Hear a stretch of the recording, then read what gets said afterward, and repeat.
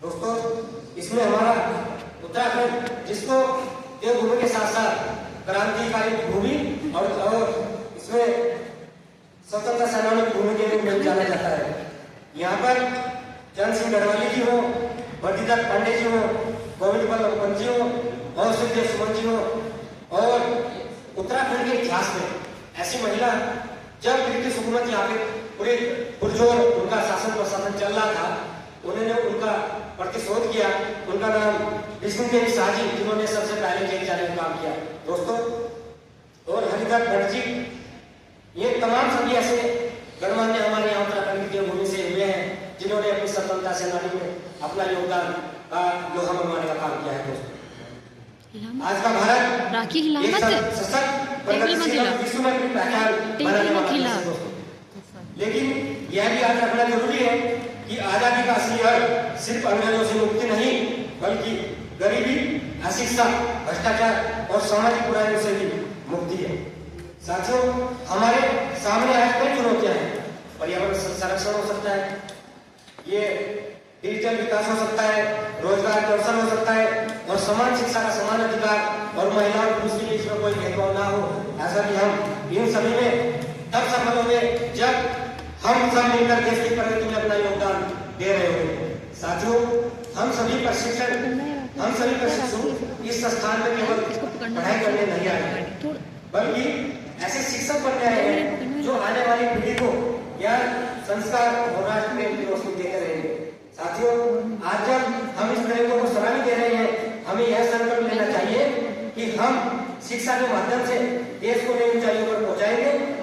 कलम की ताकत से बदल देंगे जहां का नजारा, कलम की ताकत से बदल देंगे जहां का नजारा। हम बनाएंगे भारत को सबसे प्यारा, हम बनाएंगे भारत को सबसे प्यारा। हम शिक्षकों का काम केवल पाठ पढ़ाना नहीं होगा, बल्कि बच्चों के भीतर वह जज्बा भी जगाना है जिससे वे सच्चे नागरिक भी बन सके। तिरंगे की शान में सर झुकाना नहीं, तिरंगे की शान में सर झुकना नहीं चाहिए। इसकी हिफाजत में कोई कमी रहनी नहीं चाहिए, इसकी हिफाजत में कोई कमी रहनी नहीं चाहिए। साथियों, मैं अपने सबको विराम देने से पहले छोटी सी घटना में आपको बताना चाहूंगा। साथियों, एक हरिद्वार डिस्ट्रिक्ट के अंदर एक मधुरा रियासत थी और साथियों, उसके नीचे एक छोटी सी रियासत काम करती थी जिसको कुंजापुर बहादुरपुर के नाम से जाना जाता है। जो मेरे यहाँ साथी हरिद्वार से है वो भली बात से इससे परिचित है। साथियों, आज मैं ये इसलिए बता रहा हूँ कि हमने इतिहास में 1857 का संग्राम पढ़ा है और उसको हम सबसे महत्व इसलिए देते हैं कि वो सबसे बड़ी खोज माना जाता है। लेकिन उससे 33 साल पहले 1824 में उसके रियासत के जो राजा विजय सिंह होते हैं और उनके सेनापति कल्याण सिंह होते हैं। साथियों, जब ब्रिटिश हुकूमत यहाँ पर बड़े जोर शोर से अपना शासन प्रशासन चला रही थी, तो उन्होंने राजस्व नीतियों के खिलाफ और उस समय ये जागीरदार प्रथा और ये टैक्स के खिलाफ उन्होंने एक आवाज बुलंद उठाई। और उस समय की तत्कालीन जेल देहरादून हमारे सेंट्रल जेल हुआ करती थी दोस्तों। तो जब उन्होंने इसका प्रतिरोध किया तो ब्रिटिश हुकूमत ने इतनी क्रूरता दिखाई कि ये ब्रिटिश आंकड़ा है 152 लोगों को रुड़की के अंदर एक बहुत बड़ा विशाल पेड़ है जिसको गढ़वक्ष का नाम दिया गया है।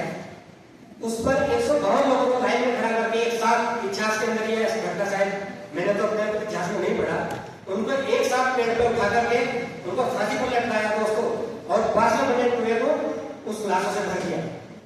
और जब वो लाशों से भर दिया तो देखो उसका कितना मार्मिक दृश्य उन्होंने उसका प्रदर्शन किया अंग्रेजों ने। जब हमारे यहाँ उनकी ब्रिटिश सरकार चल रही थी तो उन्होंने एक ऐसा डर का माहौल बनाने का पूरा भरपूर प्रयास किया कि ताकि हमारे बीच में कोई रास्ते में ना आए और हमारे इस मिशन को कोई असफल बनाने में कोई काम ना करे।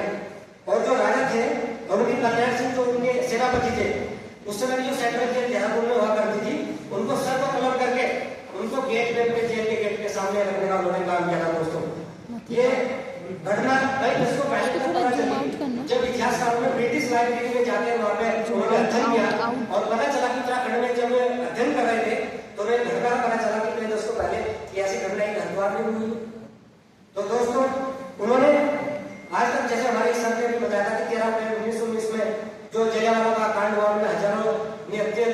गोलियां चलाई, तो ये सिर्फ एक ब्रिटिश आर्मी था, नहीं तो कई हजार लोगों पर उन्होंने गोलियां चलाई। दोस्तों, उन्होंने हमारे ऊपर क्रूरता तो की, लेकिन उन्होंने हमारे इतिहास को मिटाने का काम किया दोस्तों।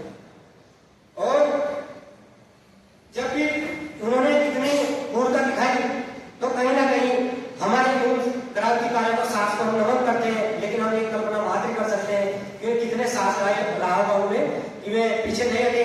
उन्होंने सिर्फ हमारे राष्ट्र के लिए काम किया, उन्होंने अपना परिवार भी नहीं देखा, बच्चे नहीं देखे, अपना समाज नहीं देखा, अपना धर्म नहीं देखा, लेकिन उन्होंने सबसे पहले अपना राष्ट्र को देखा। और अंत में मैं यही कहूंगा कि हम सब मिलकर संकल्प लें और ऐसा भारत बनाए जहाँ शिक्षा का दिन भर कोने में चले, जहाँ हर बच्चा अपने सपनों को सच करने के लिए आजाद हो, और जहाँ तिरंगा हमेशा गर्व से लहराता रहे। शब्दों को आप देते हैं